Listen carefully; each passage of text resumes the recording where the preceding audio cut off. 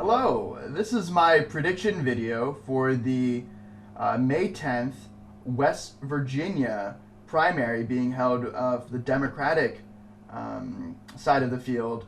And so I'll be talking about the two main candidates still in the race, Hillary Clinton and Bernie Sanders, and who I think will win on May 10th in the state of West Virginia. So my prediction is that Bernie Sanders wins in West Virginia by at least 5 to 7% more than whatever Hillary Clinton manages to accrue in terms of votes. And I have two main reasons for this. The first has to do with the simple reality that Bernie Sanders has had a more populist and more appealing message to states that are very much working class and industrious folk who rely on things like coal or industry as one of the primary sources of income within the state.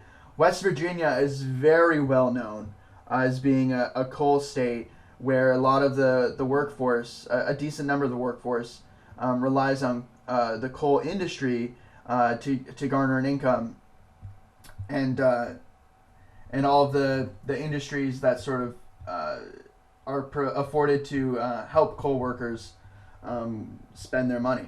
So coal has been having some problems of late, and one of the big moments in this campaign season so far has been this debate over how to help people who rely on the coal industry to make a living. If climate change is a big issue, and coal is one of the big contributors due to the pollution that comes from getting energy from coal, then figuring out a way to transition to a less coal economy, as both Bernie Sanders and Hillary Clinton have at times made clear that is sort of the long-term plan, is to move from coal to something else. In order to pollute less and reduce the effects of climate change, then the big question is, well, what's next?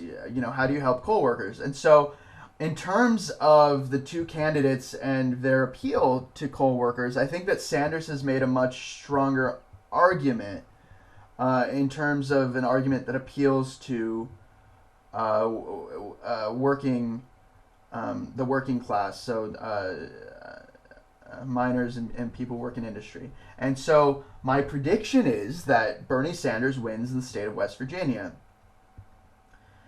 The second reason is that the overall income, in terms of per capita income for West Virginia, is quite low. It's one of the poorer states in the country.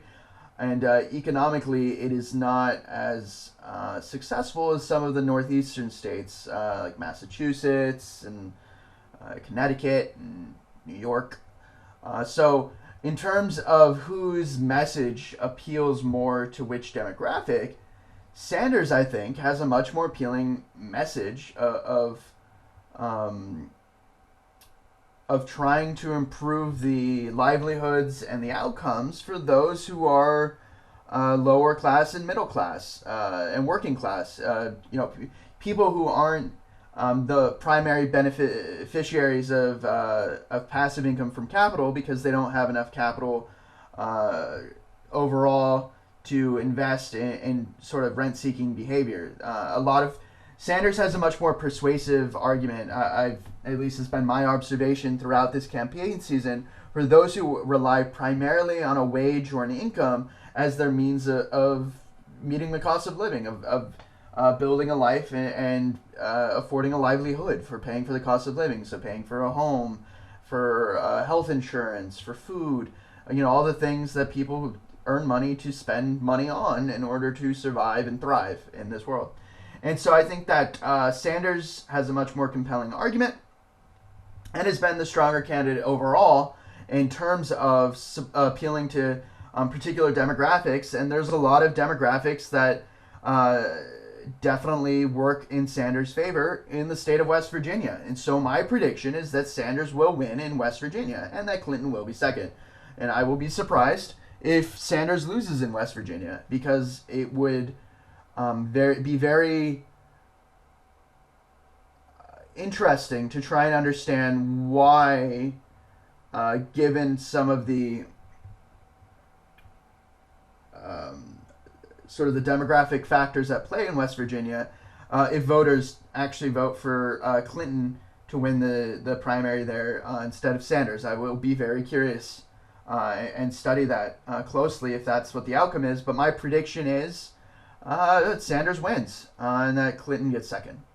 All right. Thank you very much for watching. And I'll see. It will be great to see what happens.